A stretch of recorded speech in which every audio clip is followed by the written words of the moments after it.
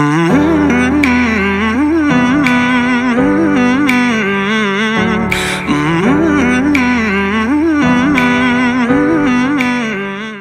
bonjour tout le monde, aujourd'hui j'ai décidé de faire une vidéo qu'on m'a beaucoup demandé, donc c'est une vidéo sur ma méthode de travail. Donc je vais expliquer ma méthode de travail, sachant que je rentre en deuxième année de médecine, donc je dois souvent apprendre beaucoup de choses par cœur. Après je vais expliquer ma méthode, c'est pas forcément la méthode qui fonctionnera pour vous, donc si vous avez une méthode qui fonctionne bien pour vous, ne la changez pas parce que la mienne ne fonctionnera pas forcément pour vous.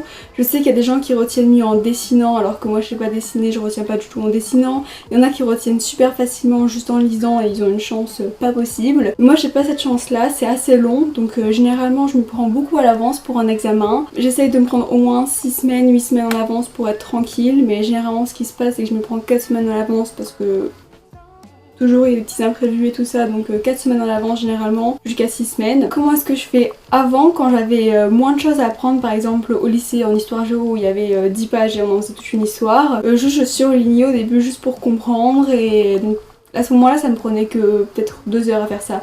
Maintenant j'ai des devoirs, j'ai des examens, donc équivalent de contrôle sur 600-800 pages, donc je peux pas passer une semaine juste à lire et à surligner. Donc ce que je fais c'est que j'essaye de passer directement à la partie où on apprend par cœur, parce que c'est finalement ce qui va me servir, parce que dans mes études ce qu'il faut c'est pas forcément pas tant que ça comprendre, mais surtout pouvoir dire ce fort là, qu'est-ce qui passe à l'intérieur dans le crâne, quel nerf, quelle veine, quelle artère. Si on me demande par exemple trace sur la partie latérale du tibia, je vais pouvoir dire ça, donc c'est beaucoup de choses à apprendre par cœur et pas tant que ça pour comprendre, mais à la fin j'expliquerai pour les matières où il faut comprendre, parce que bien sûr il y a des matières où il faut comprendre et pas juste apprendre par cœur. Donc quand il faut apprendre par cœur, ce que j'utilise pour planifier sur toute la longueur où j'étudie, c'est utiliser un semainier, donc où j'ai déjà parlé de mon semainier, enfin de mon agenda planning dans une vidéo où j'expliquais comment organiser ses cours. Donc dans ce semainier là je vais marquer par exemple première semaine, j'ai marqué une semaine sur 6 parce que j'aurai 6 semaines admettons pour pouvoir travailler cet examen là, et j'écrirai chaque jour ce que je planifie de faire. Donc c'est comme ça que je vais planifier pour chaque jour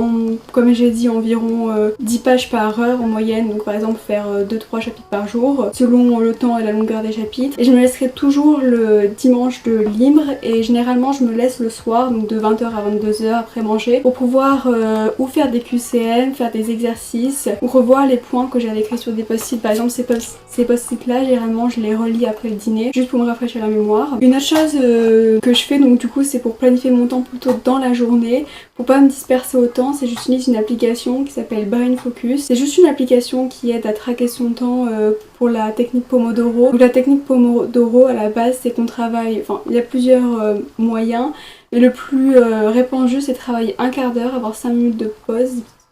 Travailler un quart d'heure, avoir 5 minutes, et au bout de 3 fois un quart d'heure, avoir un quart d'heure de pause. Enfin moi ça me faisait trop de pauses et finalement j'ai abandonné faire un quart d'heure, 5 minutes, un quart d'heure, 5 minutes. Autrement déjà les pauses de 5 minutes généralement elles se transformaient en 8 minutes, 10 minutes. Donc celle-là je l'ai abandonnée des temps aussi restreints. Mais ce que je fais généralement c'est 3 quarts d'heure et un quart d'heure de pause. Ou ce que je fais vraiment quand je suis dans les périodes d'examen c'est 120 minutes et 20 minutes de pause. Après ça dépend vraiment de comment je suis à ce moment là, parce que des fois je vais voir, ils vont me dire ah moment de pause et je vais faire passer la pause. Mais en tout cas pour planifier dans la méthode de travail, planifier dans la journée, être efficace directement, j'utilise cette application là. Donc pour apprendre un chapitre ou un morceau de mon livre, ce que je vais faire c'est que je vais prendre le livre, ça paraît logique, prendre le livre devant moi et lire par exemple un petit paragraphe et le répéter par exemple plusieurs fois, en le lisant plusieurs fois, jusqu'à pouvoir le répéter sans avoir à le lire. Et je vais faire ça pour toute la page, admettons par exemple demi-page et demi-page, et à la fin je vais répéter entièrement la page. Par exemple je vais dire donc ce qui se passe en premier c'est ça, ce qui se passe en deuxième c'est ça, nanana. Je vais essayer de regarder le moins possible la page, et donc du coup pour pouvoir bien apprendre par cœur sans avoir juste lu, pour pouvoir vraiment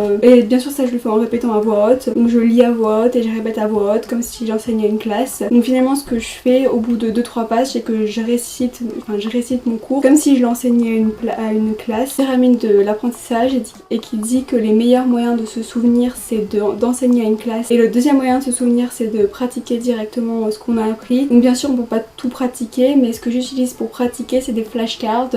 Donc ou je l'ai fait moi sur Anki, donc Anki c'est un logiciel qu'on peut trouver sur PC ou sur téléphone qui permet de créer ses flashcards, de pouvoir insérer des images. Ou si j'ai pas le temps de faire mes propres flashcards, je vais utiliser celles d'autres personnes qui ont été créées et partagées sur un site qui s'appelle Quizlet. Il me semble qu'il y a aussi une application sur téléphone, mais elle est en partie payante il me semble. Enfin en tout cas moi j'ai toujours utilisé le site internet, donc Quizlet. Je mettrai les liens de toutes les applications de ça que je nomme dans la description. Donc j'utilise ça pour bien mémoriser les points importants du cours. Après quand on passe au cours, il faut pas juste apprendre par cœur mais comprendre. Par exemple la biochimie, il a fallu que j'apprenne des choses plus pour un système. Par exemple comment est-ce qu'on fait pour créer tel enzyme, ou comment est-ce que se passe le cycle de Krebs ou la glycolyse. Ce que je vais faire c'est que je vais le réécrire plusieurs fois, des centaines de fois je pense l'avoir écrit. Par exemple quand je le travaillais, je le réécrivais une fois, deux fois, enfin toute une page entière, ou je l'écrivais schématisé où ça prenne pas beaucoup de place, donc toutes les étapes une par une ça prenait environ cette place,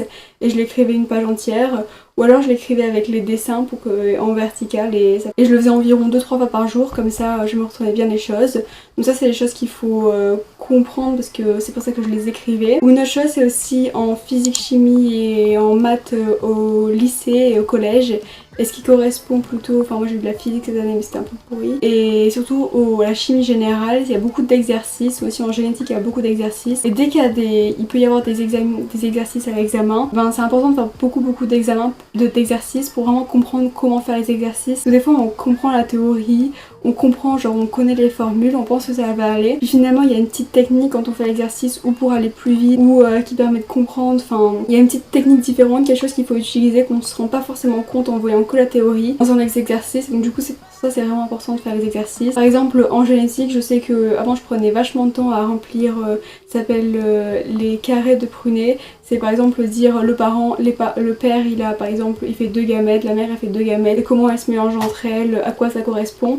Et je prenais vachement de temps, donc des fois je me trompais, par exemple je mettais 4 gamètes pour le père et 4 gamètes pour la mère, et donc du coup je me retrouvais avec un tableau énorme. C'est juste que j'avais pas assez pratiqué, donc je pense que c'est important dès qu'il y a des matières d'exercice de beaucoup pratiquer. Après est-ce que je fais des fiches? Il y a beaucoup de gens qui me demandent si je fais des fiches. Non je fais pas des fiches parce que ça... je fais pas vraiment des fiches où je réécris le cours. Ce que je fais par contre c'est des fiches où je dessine, ou juste des post-it comme j'ai déjà dit plusieurs fois, où je marque juste les points importants, ou par exemple pouvoir vraiment visualiser les choses plus que les relire, parce que finalement réécrire son livre on perd beaucoup de temps parce qu'on passe plus de temps à réécrire, et quand on écrit on ne retient pas forcément, enfin en tout cas moi je retiens pas forcément. Donc non je fais pas de fiches. Donc j'espère ne rien avoir oublié. Si vous voulez partager votre technique pour travailler, n'hésitez pas à la marquer dans les commentaires. Si vous avez aimé la vidéo, n'hésitez pas à lâcher un j'aime et à vous abonner à ma chaîne. Autrement à la prochaine vidéo, bye.